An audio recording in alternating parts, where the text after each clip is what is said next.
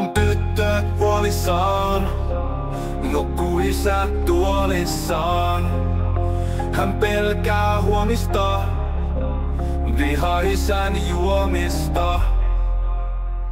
18 täyttää tyttö tänä kesänä, sen jälkeen tytön ei tarvitse enää pelätä, mutta oma koti halu asuu ihan rauhassa. Liian rankka lapsuus, äiti 6 vuotta haudassa.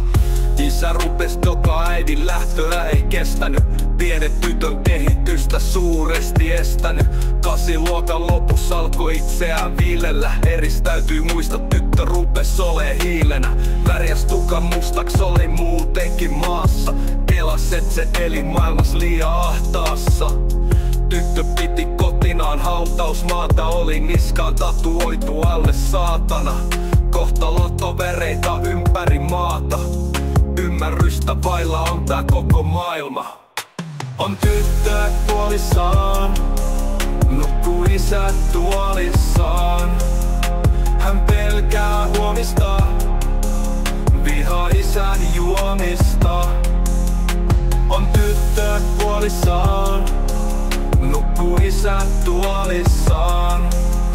Hän pelkää huomista, vihaa isän juomista.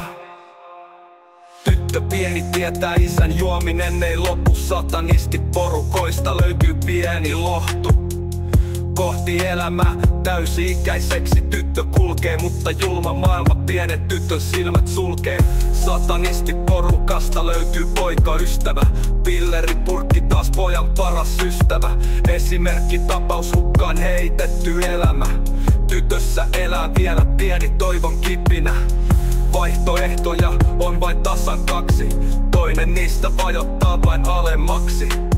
Tyttö päättää ylös itsensä, nostaa jättää satanistit ja vapauden nostaa.